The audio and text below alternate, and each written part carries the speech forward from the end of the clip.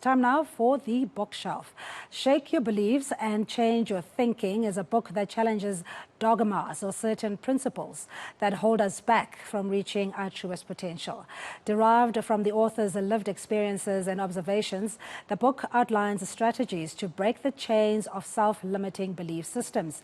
I'm joined in studio by Sthembiso Mbatha, author of Shake Your Beliefs and Change Your Thinking. Sthembiso, thank you so much for joining us and for your patience. I'm just going to start outright because, you know, many of us are fans of The Lion King, and especially Mufasa, the part where he dies. You would fast forward that part because it's just so heart-wrenching. You played Mufasa, lived in Hamburg, Germany, and in Madrid, Spain as well. Yes, I was an understudy for Mufasa and Pumbaa, yeah. Yeah. And how was that, though? I mean, you know, it's such a massive character.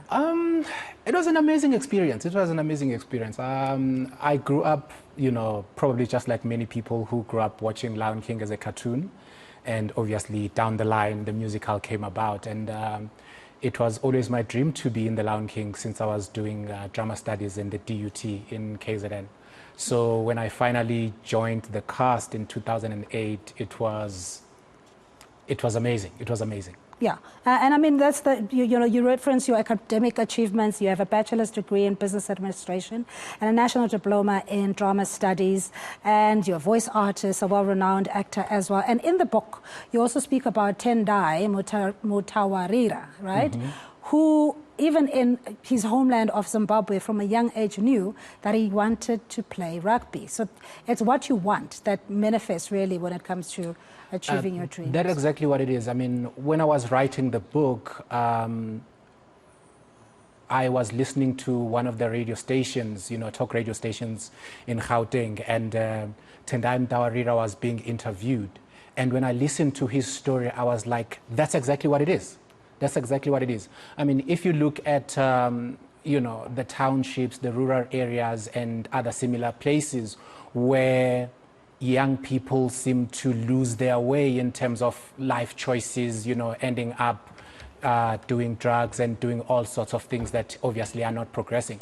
You can see that what is missing is something that says you should be going that way, you know, in terms of your life choices and whatnot. And that is a goal. You know, if you have a goal, basically once you put a goal in place, it actually tells you what to do and what not to do, who to be friends with and who to not be friends with, the places you should be in and the places you shouldn't be. Basically, once you have a goal, everything else that is not aligned with that falls on the wayside. Yeah, we'll talk about the strategies, but I love how in the book, I mean, you know, you're obviously a very critical thinker. You know, there's a lot of questions you ask. Why are we doing certain things? And why not the other way? And who came up with these kind of concepts of culture and, you know, limited beliefs sets or structural places, the environment? Why are we in the township and not in suburbia? And you know, even with Africa in itself, that there is potential and baggage. How long did it take you to research the book? I wouldn't say the book was research. I think it was more of an observation. You know, you grow, you start your life in a certain area, right? Chosen by your parents because that's where your parents are, you are born here. And then you see what you see. And then as you grow and you start venturing outside of that environment, you see different things. Either they are similar to where you come from or they are the same. Obviously, questions started arising, you know, in my head in terms of why do we live where we live and certain people live in different places? You know, South Africa transitioned into be a democracy in 1994, and fast forward 30 years later, we are still poor as black people. Yes, there are a few that have actually transitioned from poverty to, you know, living rather well. But bottom line is the majority we're poor. Why are we poor? You know, history explains how we started being poor, but it doesn't explain why do we continue to be poor? Why do we continue to be poor in the space where we have our own government, where we are free? All the ceiling that was there, like for instance, one of the biggest things in apartheid was we were not allowed to have tertiary education. If you do, it was limited to certain choices, but otherwise it was not for us. But that is no longer the case anymore. Why do we continue to not view, you know, higher levels of education as something that is not for us? Because majority of us still see that as, oh, it's out of reach for us. Why are we like that? You know, and why are we like that? Because as you're saying, the dynamics have changed. The environment is much more conducive, where you as a black child, even as audacious as your dreams could be, that one day I'm going to be a senior anchor or an anchor on eNCA, that is something that is tangible, because, you know, things are now different. Why is it that we still have that self-limiting beliefs that it's not attainable? To answer you on that one, I will just make, I guess it's an analogy. You know, you have a chicken that you have tied on the leg and you tied on something and it cannot move. Obviously, the radius of its movement is around the length of the rope, right? But once you have untied the chicken will stay there. The chicken will stay there until someone comes and says, shush. And then the chicken only realizes then that, oh, actually I'm free. I think we are stuck on that kind of mentality where, you know, whatever that was the case in apartheid that, you know, was infused in our heads, we are no longer in apartheid, but mentally we're still there. You know, mentally we are still there. The big thing, which obviously I, you know, elaborated on the book, is self-belief. Self-belief is everything. If you don't believe in yourself, that's it, you're done. You know, whatever your environment has conditioned you to be, you will be that and you'll never break away from that. But if you come to learn to believe in yourself, then you break away from that. But then what I've also found was that again, in our environments, at least, you know, in certain quarters, self-belief is not something that is taught. You are taught to believe in something outside of yourself. There's God, there's ancestors, there's whatever, outside of the self, right? But now, if you look at successful people, at least those who are successful in a way that is easy to see, when you speak to them, when you get to find out how they got to be who they are and succeed the way they did, they will tell you that they believed in something inside themselves. They'll tell you that I believed in myself. I believed in my idea. I believed if I could learn it, you know, I could do it. You know, it was nothing outside of selves. It was something inside of themselves. And it brings me to my next question on whether, and I mean, it's I suppose it's been asked many a times, and the debate is still raging, whether religion and African spirituality or the observation of ancestral cultures and customs can coexist. For me, that's not the right question.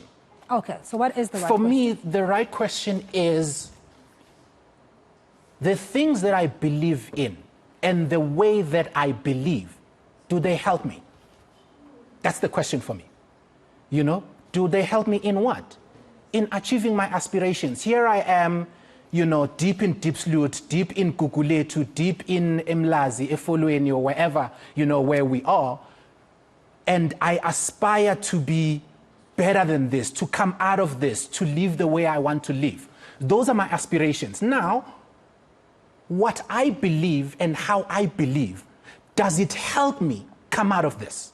Okay, you were talking about, you know, being in an environment where you are almost nurtured to believe in a particular way. You're born into a religion, you know, be it Catholic or be it Hinduism, etc., and you will follow what your forebears have done. So if they slaughter at home and they observe cultural rituals, this is something that you're likely to pass on to the next generation. But you say, no, stop. We need to actually question whether these kind of practices work for us and not just assume that is a particular way to live. I'm not necessarily saying stop. I'm saying question why are you doing it and are you getting the results that you are looking for when doing it? You know,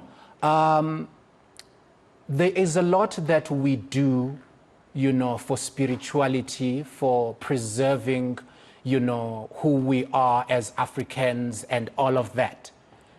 It is beautiful, it is part of who we are, but when it comes to our ambitions, wanting to progress, wanting to change our circumstance, we have to question the things that we do in order to achieve that if they work, right? So for me, as beautiful as our cultures are, as important as they are in terms of preserving who we are, I'm sorry, I'm going to have to say they don't work in terms of changing our circumstance. You know, I was born in the household that practices that, and my household was not unique. My neighbors in the community, all of these things were done. They were done to change circumstance. Someone is sick, we want to, heal them. Someone is unemployed, you know what I mean? Change real life circumstance. They did not work. So for me, when I grew into being an adult myself and have my own kids, the question was, first and foremost, do I continue doing what I've seen not working? I absolutely love the book. So you have a huge endorsement as it is, but I'm sure people would want to read it in detail because the analogy you use is like this is a pre-journey process. So in other words, you need to pack all the stuff that you need, identify the destination that you're going through, which routes and stops that you'll make as well. Where do we get the book? At the moment, the book, you get it from me through my website, sthembisombatha.co.za. You can also follow me on Instagram at @sthembisombatha_SA, as well as on Facebook. But what I need the most is someone out there who may be watching this program who is into the book distribution to say, hey, here it is, and as you can hear, she's endorsing it, so there is something worthwhile here. So anyone who's in the book distribution, please get in touch with me. Let's see what we can do to get this book out there. I love that you're a marketer as well, but thank you, Sthembiso, for your time. Sthembiso Mbatha, author of Shake Your Beliefs and Change Your Thinking. You can go to sthembisombatha.co.za.